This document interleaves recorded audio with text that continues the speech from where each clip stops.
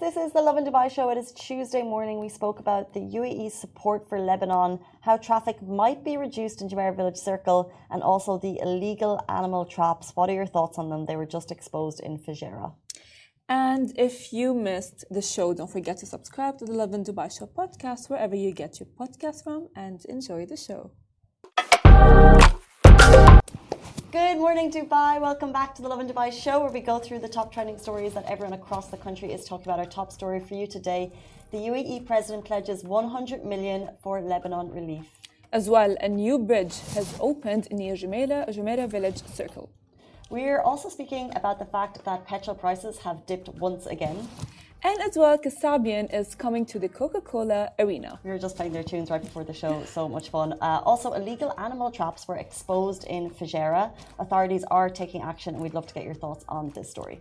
And later on the show, we are be joining by Decisive Zone visa talks with Decisive Zone, eligibility, overstays, and how to apply. It is 360 days since the genocide continued on October 7th in Gaza. The current death toll stands at 41,416. The number of injured people is 96,359, and 1.9 million people have been displaced from their homes. And in today's rapid weather report, highs of 36 degrees and humidity is at 70%. It rained a bit yesterday. It rained a bit. It rained a lot. I was looking at the videos, but it just didn't compute because Production City, absolutely dry. Nothing. I mean, I had a friend who was like, hey, is it raining around your area? And I was like, what? No, he's like, oh yeah, it is pouring rain around my area. And he had sent me a video and I was like, what? Why do I not have this around my area? Why do I not have this around my house? I really wanted rain. It felt like it was like the first, because it's the 1st of October, Halloween season, cozy winter season. And it felt like some people got what they wanted, which was a bit of rain, and the rest of us were just like, how is that even possible? There is a comment which I loved on the post, and it was like, it was so funny for me because I told my colleagues about work that I dreamt about rain and clouds, and then they saw this video and they're like, it actually happened. So Christy _ you literally made it rain. You made it rain. I mean, honestly, to be honest with you, Casey, I'm excited for October, for Halloween, for winter vibe. Are you a Halloween queen? No. I mean, I all the time fail with my, costumes. Let this year be the year that we change that. What costume would you wear? Oh, I can't. You need to say it. For example, like, what would you wear? No, because the whole point about Halloween is the element of surprise. All right, but like hypothetically, like if let's say like you choose something that's zeitgeisty. So I won't do this because it's very Irish related, but there's this podcast, it's two girls, and it's very famous. It's called My Therapist Ghosted Me. And they're so much part of conversation now that I would nearly try and get a friend and dress up as those girls because it's funny. So something that people are talking about that's relevant and you dress up like that. Oh, okay. You know what? You actually gave me a very funny idea for Halloween. Don't share it. I'm not going to share it. I'll tell you later. First of the month, though, it's time to make those plans. 8:33. Please tell me later. 8:33 on this Tuesday morning. Let's jump into our top stories. So the UAE president pledges $100 million for Lebanon relief. President Sheikh Mohammed bin Zayed has announced an urgent $100 million relief package for Lebanon, aimed at supporting those affected by the ongoing crisis. Now, this initiative is part of the UAE's ongoing efforts to help Lebanon during its current hardships, highlighting the nation's strong commitment to supporting the Lebanese people. Israel has continued its strikes on Lebanon, resulting in the deaths and displacement of many innocent civilians, including women and children. Lebanon's health ministry reported that over 1,000 people have been killed since the attacks from Israel have begun in mid-September.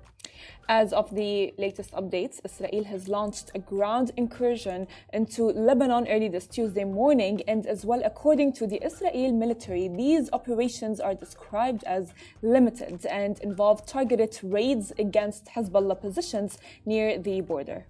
So, as we said, the limited ground invasion has begun, and artillery have reportedly conducted targeted strikes aiming to neutralize immediate dangers posed by Hezbollah in southern Lebanon. Now, in a post on X, the IDF said, in accordance with the decision of the political echelon, a few hours, the IDF began limited, localized, and targeted ground raids based on precise intelligence against Hezbollah in southern Lebanon. We watch in fear and in terror and in shock, and we just pray for the people of Lebanon during this difficult, horrific time. It's amazing to see the support from the UAE, such a substantial, significant support being sent to them, and we really just pray for the people that are at the core of this, that are losing their lives. I agree with you, and as we mentioned before the show, the only victims of this entire thing that's happening are the people of Lebanon. Yes, no matter what political party you belong to, or you believe, or you follow, no matter what religion you are from, there's only one victim, and that is the people of Lebanon, and we wish them nothing but just like we want this to end. Exactly. Nothing more than that. 8:36, we're going to bring the news a little bit closer to home. We're talking about traffic and an update from the RTA. Well, a new bridge has opened near Jumeirah village circle. The RTA has created a new bridge located on Al Khail Road between Al Khamila and Hassa Street, and its aim is to reduce traffic from Jumeirah village circle for those headed towards Deira. The bridge is made up of 2 lanes and has the capacity to hold 3,200 vehicles per hour. It is part of the RTA's efforts to improve the infrastructure of the city as a whole and cater to the needs of a growing population. And as well, according to the RTA, it is made to connect residential areas with development ones in order to make transportation as efficient as possible. And to test out this efficiency, of course, Lovin Dubai held a poll asking subscribers, did the new bridge improve traffic? And the results were positive. I don't know if the traffic is really getting better. Well, this is one focal point. So maybe like the poll should be our, I don't know, go-to for the answer if the traffic actually got better. Right. You know what I mean? That's the point of them. Yep. And not only that, because like I want to ask people who, I asked Farah Makhlouf yesterday, like we were talking about traffic yesterday, and she lives in Jumeirah Village Circle, and she did say that traffic has gotten a bit better. Amazing. According to her words. This is the thing. So look, traffic is an ongoing topic of conversation daily for all of us, and it's more pronounced for you depending on where you're in the city and what your commute is. And for us in Production City, it's particularly pronounced at the moment because they're fixing the roads in the area. Mm-hmm. But it's because they're fixing the roads in the area, and you look, and every single time I drive down Al Khail Road, I'm just absolutely astounded by the major roadworks that are all being put in place to reduce traffic. I know it's frustrating when you're sitting on it. I saw someone doing a school run yesterday. They're in a school run for 2 hours, and I know how frustrating that is, and that's also school dynamics and all of that. But the RTA is working day and night. We hear it. We see it. That's true. And bit by bit, these little improvements here and there and everywhere will eventually mean less traffic as the city grows. That is true, because like the population is in the UAE is growing, and with that, of course, they will be having cars, and the traffic is increasing, and as well schools, and the list goes on and on and on. There are a lot of factors that contribute to traffic, and the UAE, it's not saying it's welcoming to everyone and everything and all of the opportunities that are happening, whether like there are new schools opening or whether there are like some new communities opening or anything really. So in light of all of that, all of these are happening. And as you said, in Production City, we have a road that has closed getting to Al Khail Road, and that has caused a lot of traffic recently, but it will all be okay.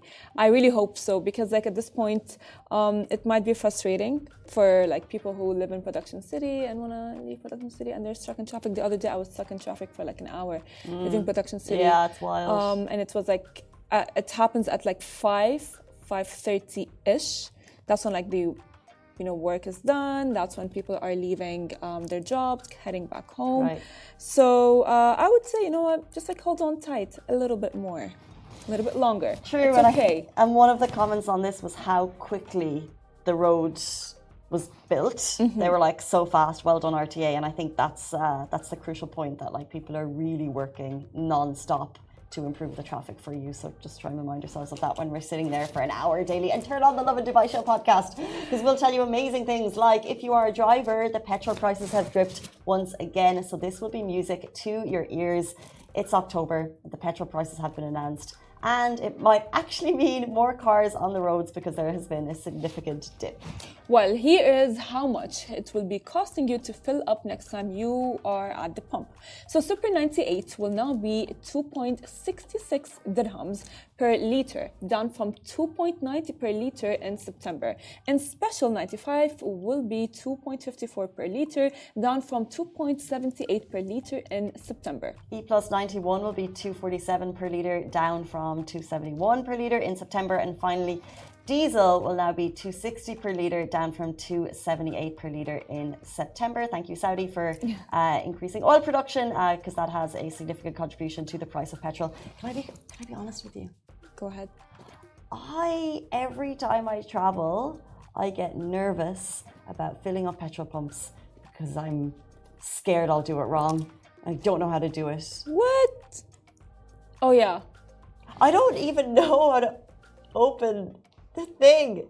I have a Jeep. It's really hard. I have to bring my key out, and I have to say, I'm so sorry, Cafe, and I'll watch to the man who's working for Cafe, and I'll watch him, and I'll say, I'm going to learn this time, and I look, and he'll go, and I cannot open it. You know what, Casey? I'll say one thing.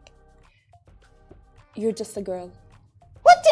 Yeah, you're just a girl. No. I don't mean that. No. I don't mean that.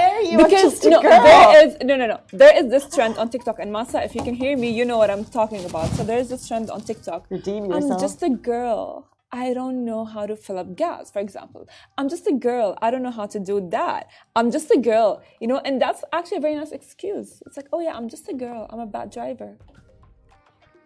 No, absolutely not. I can do so many more things. I am more than just a girl. My old car, I was able to open it. Yeah. And I know this isn't the conversation to redeem myself by saying I'm more than just a girl. But saying just a girl diminishes us. And we shouldn't allow that. Look, we don't need excuses. We're better than that. We are, but it's okay to sometimes be like, I'm just a girl. Sorry. Well, as long as I also assume that men will also be like, I'm just a boy. I'm crying, I'm just a boy. That's okay, I'm just a guy. I'm just a person. Why not I'm just a person? Why are we like... Okay, you know what? The problem is not you. The problem is the car. Yeah. Because you could have done it before. The problem is the Jeep. Yeah, no, I just struggle with it. Okay. For all the guys and girls out there, there's an amazing concert coming to Dubai. We are so excited. It's not far away. Kasabian is coming to the Coca-Cola Arena. The legendary British rock band is set to take the stage on October 13th. Not that far away. We are an extremely proud media partner for this event, famous for their anthems like Fire, Clubfoot and LSF. They're bringing a dynamic set filled with their greatest hits. So you can expect a night full of energy and unforgettable moments as Kasabian delivers a performance that will have the entire arena singing along. Now, whether you are a long-time fan or even discovering their music for the first time, this is an event you won't want to, of course, miss. So mark your calendars and secure your tickets at Coca-Cola Arena's website, starting at 295 dirhams only, and get ready to experience the Kasabian live in Dubai. That's very exciting. That is so exciting. Get your tickets now. Jumping into our next story, we're talking about illegal animal traps were exposed in Fujairah, and authorities are already on the case. So this is a huge shout out to the heroes of Mother Nature, someone out there who helped capture footage of these illegal animal traps, shared them online, and the videos went viral, prompting swift intervention from the authorities. Now, the footage of illegal animal traps spreads rapidly across social media, leading to urgent action by the biodiversity team and the Environment Agency in Fujairah. Now, these traps, set to capture animals, posed as a serious threat to local wildlife. You can see the photos of them next to us. If you're watching the full show, which I think most people are, the team quickly located the site. They seized all the trapping equipment shown In the photo, and authorities warned that these traps endanger animals, and they urge anyone, if you see illegal activity such as this, to report it to 800-368. Who is putting out these traps? I honestly, these animals? honestly, I have no idea, because like we talk about the cruelty that is actually performed against animals all the time on the show. Yet it's very surprising that it still is there. You know what I mean? It's like, how can someone be so cruel to animals when it's really like, how would anyone have the heart? You know what I mean? It's so interesting how people are wired differently. I was watching a show called Long Way Down. It's a really old show of Ewan McGregor, and they're going through and Charlie Boorman there on motorbikes. So they're going through different parts of the world on their motorbikes. It's this amazing story of adventure.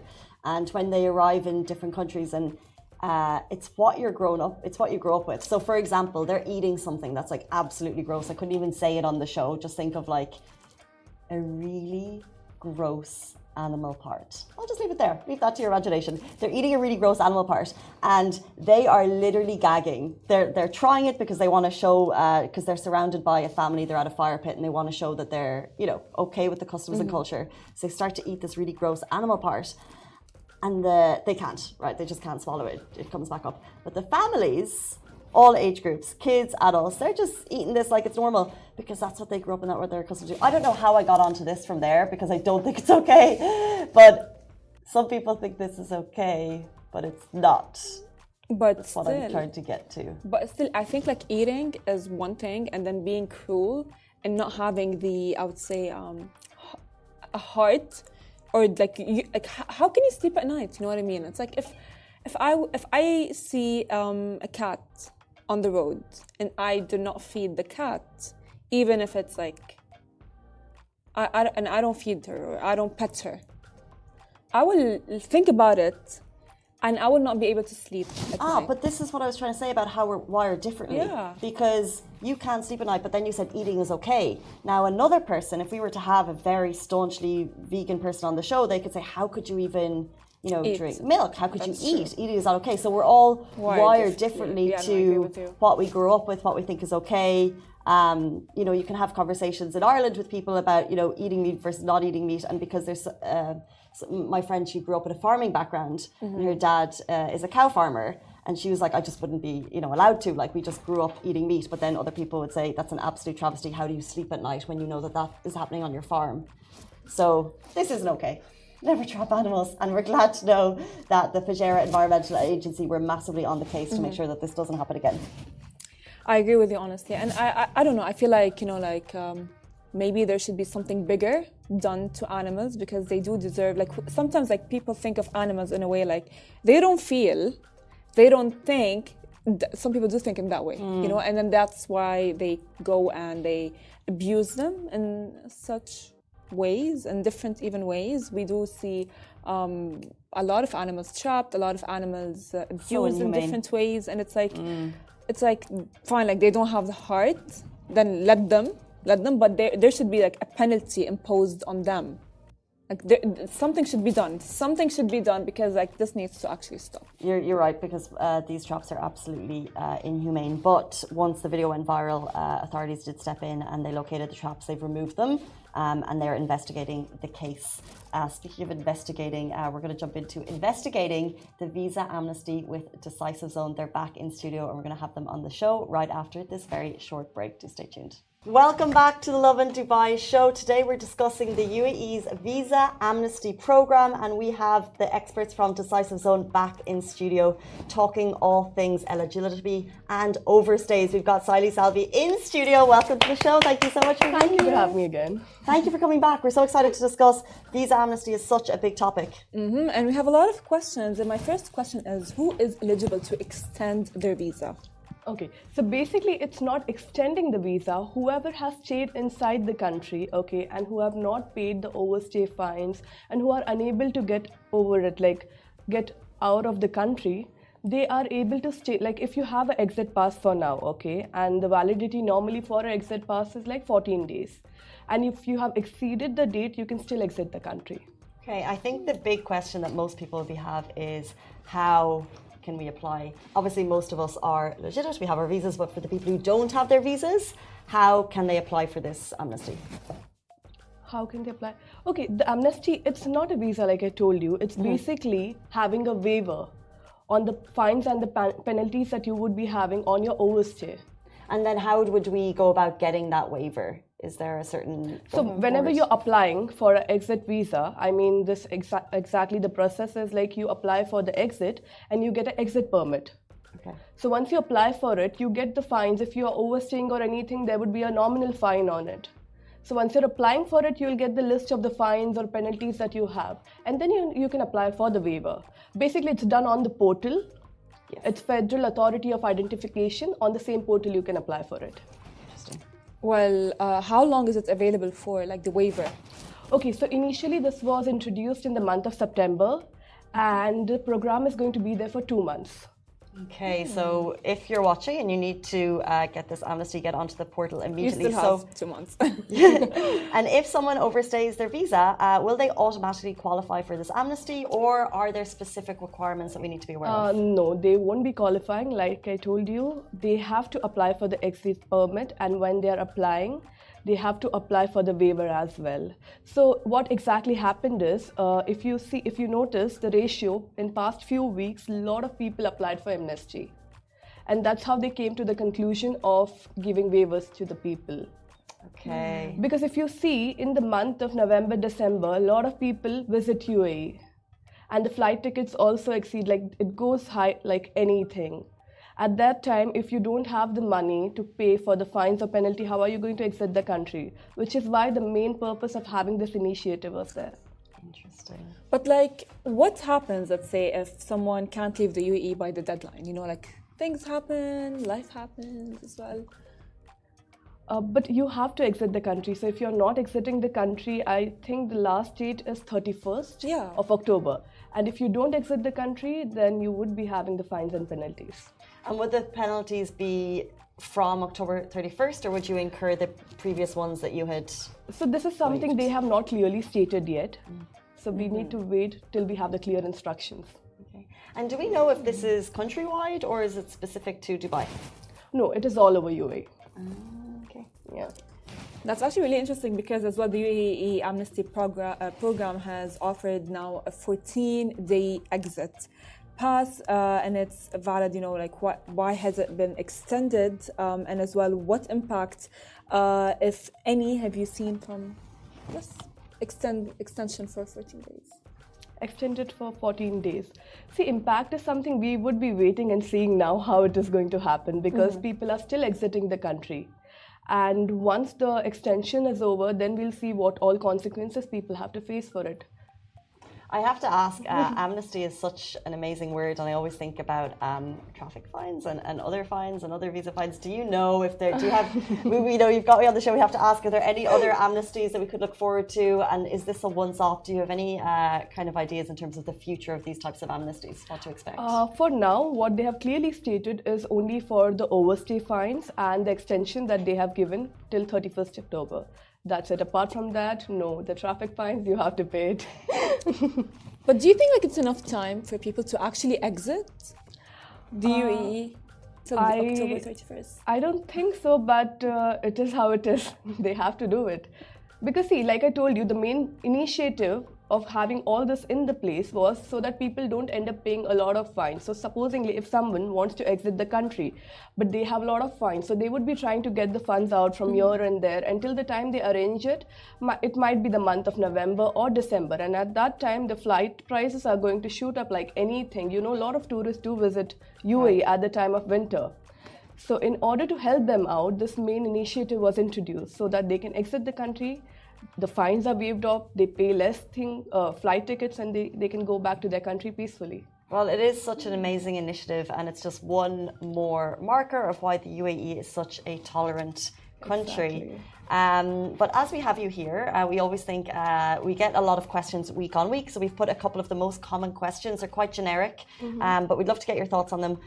This is from a question from the audience, and it is quite generic, but what type of visa do I need? So if they're coming to the UAE, or maybe they want to stay, so is there an answer that we could give them in terms of visas that they would require? Yeah, sure. So if anyone is coming to UAE for a short time, if someone is planning to come to UAE for 30 days or something, they can definitely go for 30 days tourist visa. And not just that, there are different types of visa. Like I told you earlier also, we had a very huge discussion on the types of visa. So there are 30 days visa and there are 90 days visa also.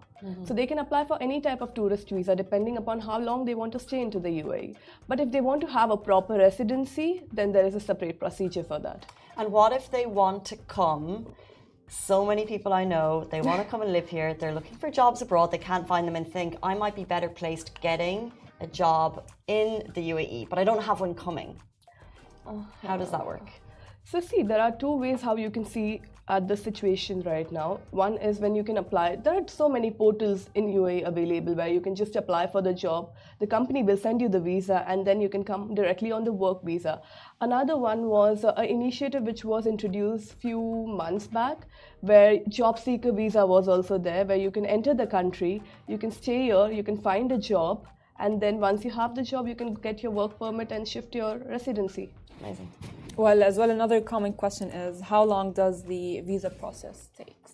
Again, it depends upon which visa you're applying for, if you're applying for a visit visa or a residency here. And again, it depends upon which country you're applying for. So we can't give a ballpark? No, it's not something very generic. So it will differ to country. So if you're someone who is from India, the duration is going to be different for your application to be processed. If you're someone from another country, it's going to be completely different.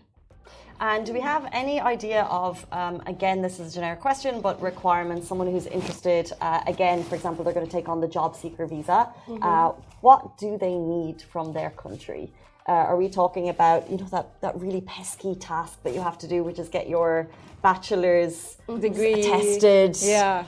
You have to get all these things attested. Like, what is the basic requirement? See, for the job seeker visa, you don't have to get your degrees attested. That is something you can do it once you get the job. And once you're getting on the work visa. For job seeker visa, you just need to have your valid passport, that's it. And when you're arriving to the country, you need to show where exactly you would be staying. So if you're staying in a hotel, the bookings and everything has to be shown to the authorities while you're entering the country. Well, of course, another common question that everyone must be wondering is how much does it cost? Again, it depends upon the person who is applying, which country you're applying for. Same goes for the tourist visa. It's not something very generic. It depends from country to country. And very finally, and this is a question that's come through from Nadini Shetty 10, and this is back to the overstay fine. How to extend the visa if we are overstaying? Who to contact? You can also, if you missed the questions and you are interested in this topic, we go live in podcast. This specific show also happens in podcast, but we can go there again. You can contact Decisive Zone for that. We can have a consultation one-on-one. Depending upon your profile, we'll guide you how you can get it done. Well, there you go. That's absolutely perfect. Thank you so much, Sally, for being here this morning. We really appreciate your time. And if people have questions, again, they can go directly to? Definitely. They can go to Decisive Zone and we'll help you out with that. Thank you so much for your time this morning. Thank you, Farah. Thank you, Keith. And that brings us to the end of our show on this Tuesday morning. Have a beautiful day. We'll see you tomorrow morning, same time, same place. Bye-bye.